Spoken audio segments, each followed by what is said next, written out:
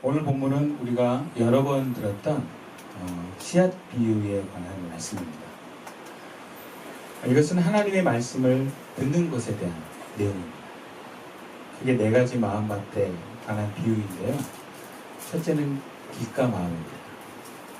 이것은 하나님의 말씀을 듣기는 듣는데 여기서 새로 표현하는데 악마가 와서 그 마음의 말씀을 빼앗아 가버려가지고 믿지도 못하고 구원을 받지 못하게 되는 사람들을 말합니다. 두 번째는 돌짝밭의 마음입니다. 들을 때는 기쁨으로 그 말씀을 받아들이는데 뿌리가 없기 때문에 잠시 동안만 믿다가 시련의 때가 오면 금방 그 말씀과 상관없이 사는 사람들을 말합니다. 세 번째는 가시덤불 마음입니다. 말씀을 들었긴 들었는데 나름대로 뿌리도 내렸는데 살아가는 동안에 근심과 재물과 인생의 향락에 사로잡혀서 열매를 맺는 데까지는 이르지 못하는 사람들을 말합니다. 그리고 네 번째는 좋은 땅의 마음입니다. 바르고 착한 마음으로 말씀을 듣고 그것을 잘 간직해서 잘 품어서 이제는 열매를 맺는 사람들을 그런 사람들의 마음, 좋은 땅의 마음이다라고 비유합니다. 이것이 오늘 본문을 통해서 예수님께서 말씀하시는 내용입니다. 당신의 제자들이 좋은 땅이 되기를, 좋은 밭의 마음을 갖기를 원하시는 것입니다. 그래서 풍성한 열매를 맺으라는 말씀입니다. 신앙인의 삶의 목적은요, 열매를 많이 맺는 데 있습니다. 그런데 따지고 보면 열매를 열심히 맺으라고 하는 행동이 있지 않습니다. 말씀을 듣는 데 있습니다. 좋은 밭에, 좋은 마음밭의 상태에서 말씀을 잘 들으라는 것입니다. 그래서 다른 시각으로 보면 열매는 그 사람이 맺는 게 아니라 말씀이 맺는 것입니다. 밭은 그 열매를 맺도록 도와주는 역할만 하는 거예요. 씨앗이 뿌리를 내려서 열매를 맺기까지 주도적인 역할을 하는 것은 밭이 아닙니다. 씨앗입니다. 씨앗이 흙에 있는 양분을 빨아들이고 그 씨앗의 유전자가 뿌리를 내리고 줄기를 맺어서 열매를 맺게 하는 것입니다.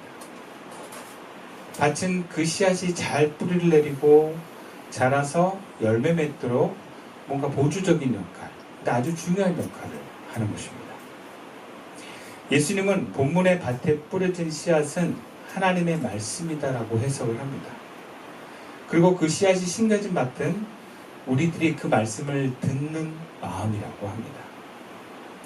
열매는 씨앗인 하나님의 말씀이 우리 마음밭에 심겨져서 맺어지는 것인데 우리 마음밭이 어떤 마음밭이냐에 따라서 그 열매가 다르게 맺혀진다는 거예요. 그러니까 씨앗이 문제가 있어서 그런 게 아니라 밭에 따라서 열매가 다르다 이렇게 말씀하시는 것입니다. 근데 우리는 우리 마음밭을 잘 모릅니다. 여기 저를 포함해서 12명 우리 성도들이 다 함께 모여서 설교를 똑같이 듣지만 즉 씨는 다 똑같이 뿌려지는데 각자의 삶에 그 씨앗이 열매를 맺는 것은 다 다릅니다. 어떤 사람은 열매를 많이 맺기도 하지만 어떤 사람은 열매를 하나도 맺지 못하는 사람이 있습니다. 왜냐하면 듣는 마음밭들이 다 다르기 때문입니다. 어떤 사람은 길가의 마음밭이고 어떤 사람은 바위의 마음밭이고 어떤 사람은 가시떨기의 마음밭이고 어떤 사람은 좋은 땅의 마음밭이기 때문에 열매가 맺어지는 게 다른 거예요. 씨는 똑같이 뿌려져도 열매가 다른 것은 마음밭이 다르기 때문이다. 그리고 근데 이 마음밭은 금방 드러나가는 우리가 알아차릴 수는 없는 것이다 라고 볼 수 있습니다. 근데 예수님께서는요 결국에는 이거 감추어지지 않고 다 드러난다 이렇게 말씀하세요. 본문 17절 말씀이에요. 숨은 것이 장차 드러나지 아니할 것이 없고 감추인 것이 장차 알려지고 나타나지 않을 것이 없느니라 그래요. 처음에는 마음밭이 좋은 밭인지 나쁜 밭인지 잘 알 수 없습니다. 근데 시간이 지나면 드러난다는 거야. 누가 말씀을 붙들었는지, 누가 믿음을 버렸는지, 누가 세상 염려에 사로잡혔는지 결국 열매가 그것을 밝혀주게 돼 있다는 거예요. 저도 예전에 성도들 알았던 모습들이 있거든요. 심지어 20년 된, 2년이 된 성도들이 우리 교회에 와서 2년을 맺어 신앙생활을 했을 때 제가 기대했던 모습과는 다른 모습으로 열매를 맺는 걸 많이 봤어요. 종종 봐요. 근데 그게 원래 그런 사람이었더라고요. 원래 그 사람 마음밭이 그랬는데 제가 잘 몰랐더라고요. 우리가 결혼해서 살아보면 깜짝깜짝 놀라지 않습니까? 무슨 사람이었어? 뭔가 이렇게 연애하고 약간 거리가 있을 때는 참 좋은 사람이에요. 다정하고 따뜻하고. 저도 제 아내 변 목사님이 그래요. 제가 연애할 때는 그렇게 말도 많고 주도적이고 재밌고 뭐 그런 사람이었다는 거예요. 같이 살아보니까 재미없고 말도 안 하고 게으르고 막 이래가지고 제가 놀랬대요. 이런 사람인 줄 몰랐다고. 나 원래 이런 사람이었는데 물러 막 이랬는데 마음속의 상태는요 드러나게 돼 있어요. 누가복음 6장에도 나무는 그 열매로 안다 그러거든요. 열매가 숨길 수가 없어요.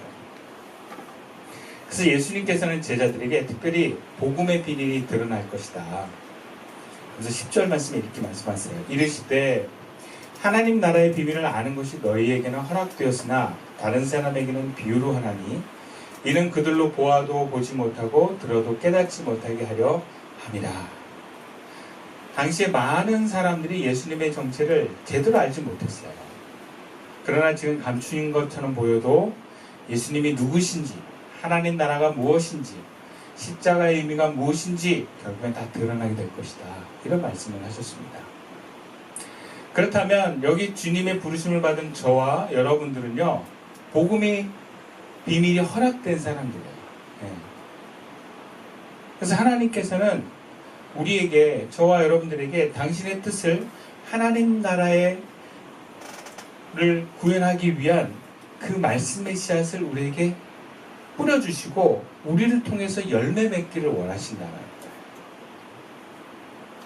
그렇다면 문제는 우리에게 들려진 말씀을 우리가 어떻게 듣느냐, 여기에 초점을 맞추자는 거예요. 뭐 당장은 다들 잘 듣는 것 같아 보이지만 내 마음이 길가인지 바위인지 가시밭인지 몰라요. 근데 결국 다 주님 드러내신대요. 자기도 어떤 상태인지 결국은 알게 될 거라는 거죠. 반대로 지금은 자꾸 연약해 보여도, 뭔가 보잘것없는 밭 같고 뭔가 믿음도 약해 보여도 그게 작은 땅이라도 좋은 땅이라면 결국은 열매를 맺어서 드러날 거라는 거죠. 하나님은 그 열매를 숨겨두지 않으신다는 거예요. 사람마다 큰 밭도 있고 작은 밭도 있을 수 있어요. 그런데 작은 밭이라고 무조건 나쁜 밭은 아니에요. 좋은 밭일 수 있어요. 큰 밭이라고 다 좋은 게 아니라 정말 경작하기 어려운 밭들이 있어요. 근데 결국 그게 다 드러난다는 거예요. 굉장히 놀랄 정도로 하나님께서 보여준 것들을 봐요. 그게 20년, 30년의 열매가 다르더라고요.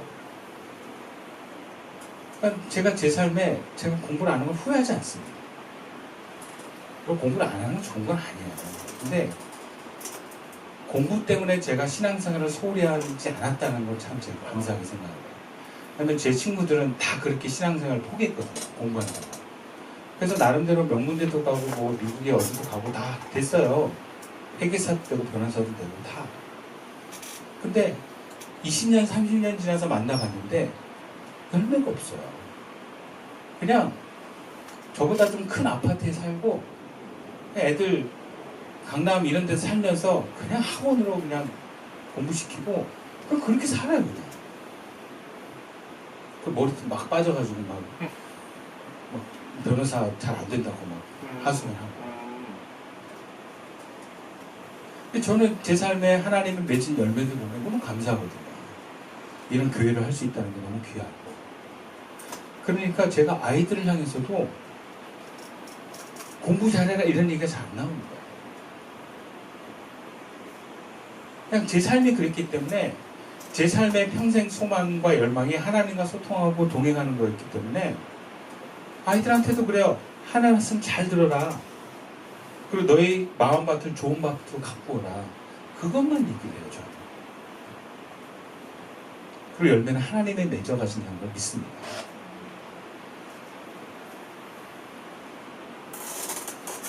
그러니까 우리가 착각하는 것 중에 하나가 뭐냐면, 우리가 뭔가를 해야 되는 거라고 자꾸 생각해요. 하나님을 위해서 뭔가를 하는 거. 그건 신앙생활이 아니에요.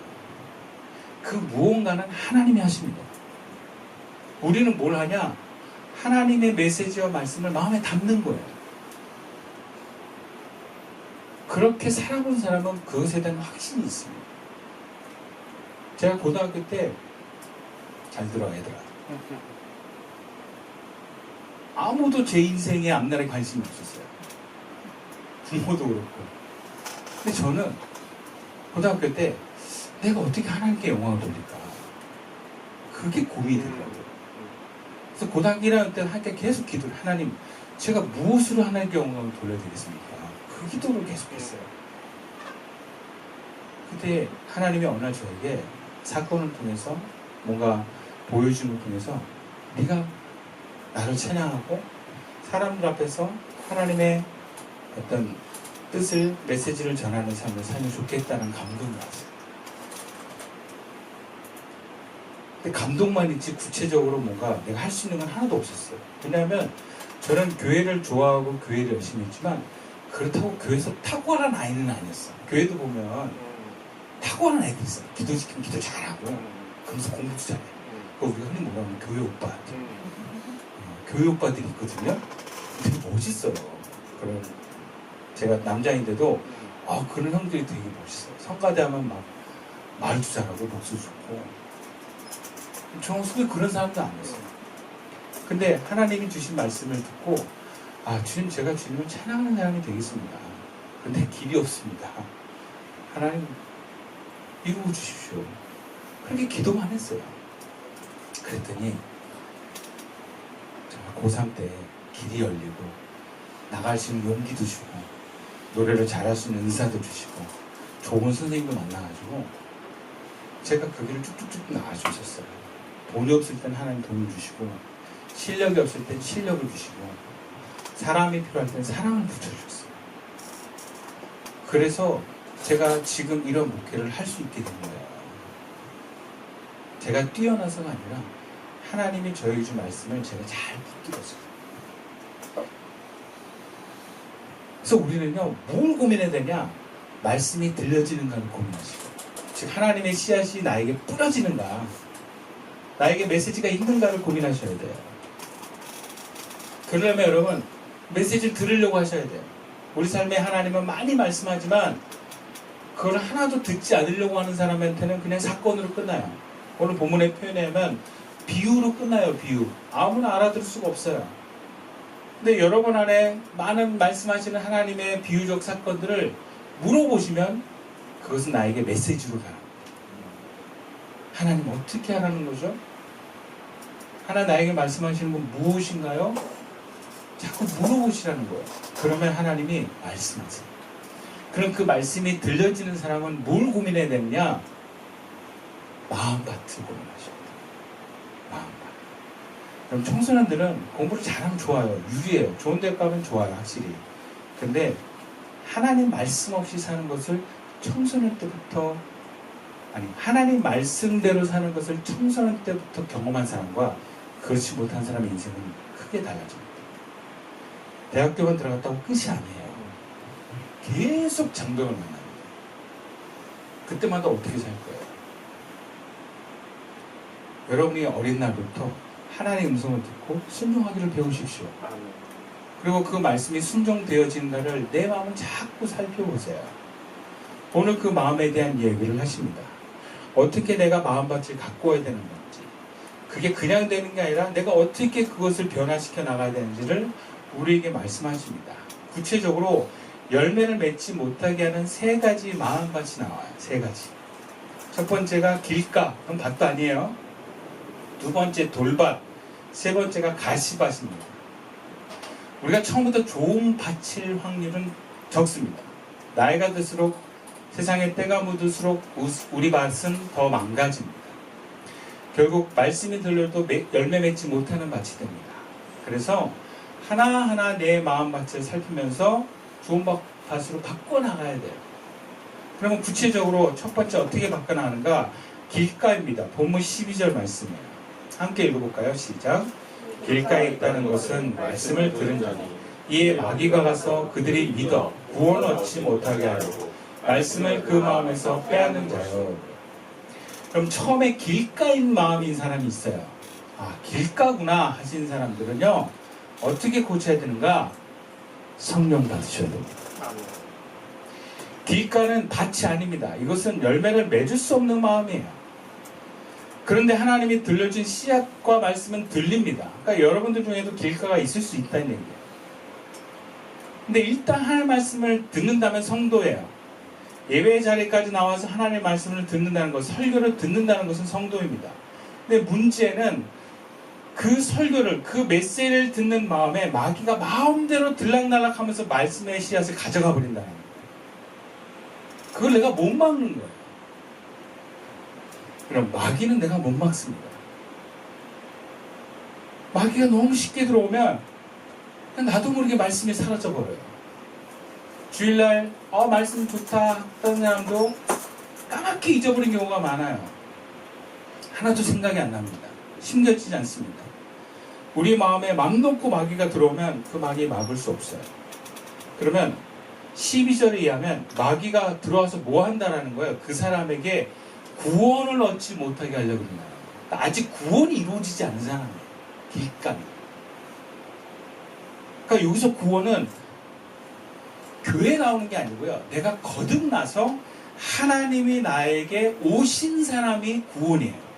그래서 하나님과 함께 사는 사람이 구원받은 사람입니다. 근데 마귀는 들어와서 하나님과 못 살게 한대요. 어떻게 이게 가능해요? 방어가 없는 거예요. 성령의 방어가 없는 거예요. 그래서 말씀을 좀 보수적으로 해석하면 거듭나지 못한 사람입니다. 성령이 없는 사람입니다. 그래서 구원받을 수 없는 사람이라고까지 해석할 수 있어요. 보수적으로 해석하면. 아직 구원이 이루어지지 않는 사람에게 하나님의 말씀은 들려지지만 열매는 맺을 수 없습니다.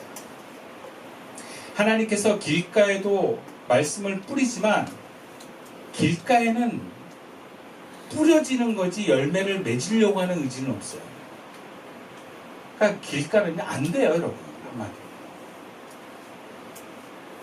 근데 길가에까지 말씀을 뿌리는 거 보면 길가가 밭으로 변하기를 결단하고 회개하라는 데서 의미가 있습니다. 여러분이 길가인 상태에서도 얼마든지 교회에 나올 수 있어요. 근데 그런 사람이 교회에 나와서 말씀을 들었는데 전혀 말씀의 열매를 못 낸다. 대신 어떻게 하라고요? 회개하고 성령 받으라는 거예요.